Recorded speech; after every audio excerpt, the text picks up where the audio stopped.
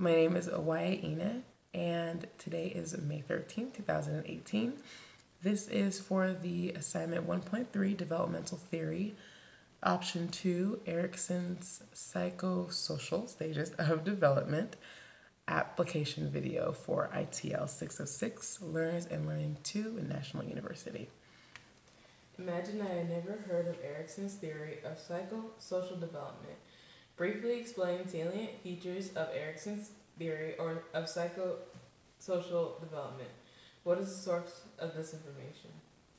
In Robert E. Slavin's book, Educational Psychology, on pages 45 through 47, he discusses Erikson's psychosocial stages of development.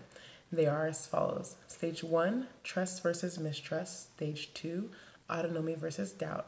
Stage 3, initiative versus guilt. Stage 4, industry versus inferiority. Stage 5, identity versus role confusion. Stage 6, intimacy versus isolation. Stage 7, generativity versus self-absorption. And stage 8, integrity versus despair. Slavin explains that in each stage, a person experiences crisis or critical moments in their lives that shape their personality. And according to Erikson's explanation of the theory, each crisis focuses on a specific part of one's personality that involves the individual's relationship with other people. So that, for example, would be interactions that affect their trust or that affect their autonomy or their ability to do things on their own. At what stage of development do you see yourself now? Why do you think so? I believe I am in stage 6, intimacy versus isolation, for young adulthood. I know who I am and where I'm going in life currently, and I am also sharing my life with others. And Slavin describes this on page 47, that young adults in this stage are ready to form new relationships with one another in friendship, sex, cooperation, and competition. I also feel I'm in this stage because I am struggling with isolation as well, because I'm in pursuit of a romantic partner.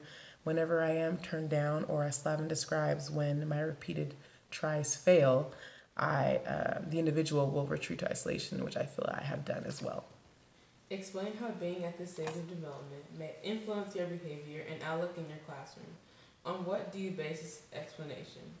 I feel like this stage influenced my behavior because in pursuit of a partner, I feel I will change my behavior slightly to appeal to that partner more in a positive way, so that in the case that we do get together, as Slavin explains on page 47, I will enhance the identity of myself and my partner without stifling the growth of one another.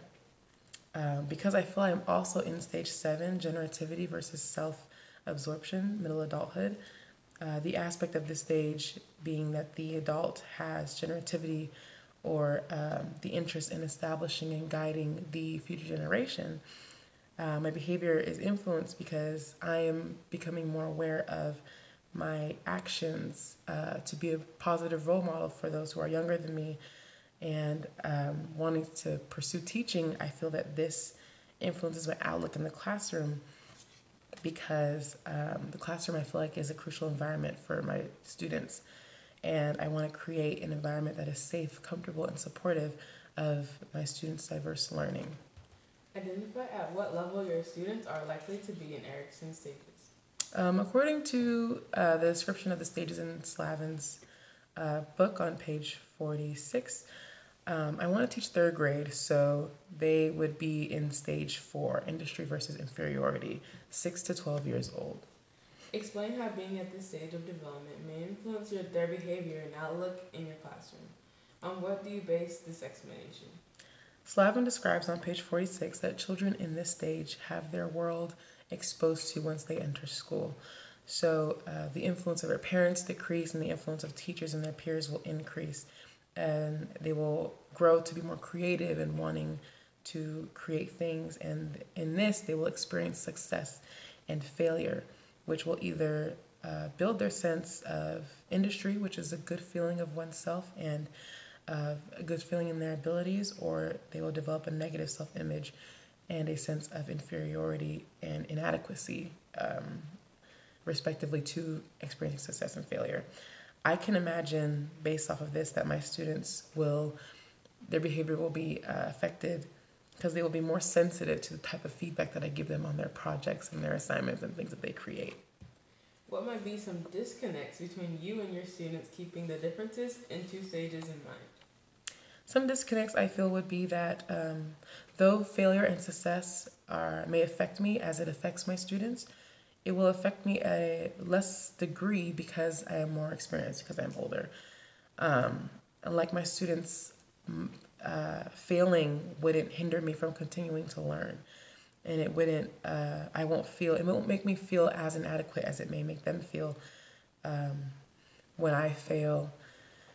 And I feel like the disconnect there would be that they would struggle in trying to understand what I'm saying to them or where I'm coming from when I tell them not to worry when they fail, or that failure helps them learn lessons and it helps them develop, and that it's okay to fail. Because I know at that age, I didn't know what my teachers meant when they told me these things until I got older and experienced more and learned that it's okay to fail and failure does help. It is a positive thing.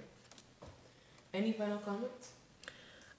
Slavin points out implications and criticism of Erikson's theory on page 47, that though the age ranges for each stage represents the best times for these characteristics and development to happen, they're not the only time that they can happen, which is why I feel like, though I'm mostly in stage 6, I also have, of young adulthood, I also have characteristics in stage 7, where middle adulthood, and I don't think I'm at middle adulthood yet.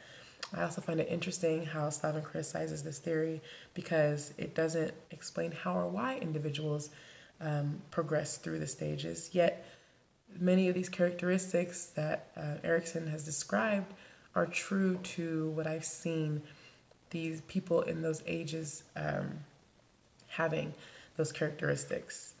Thank you.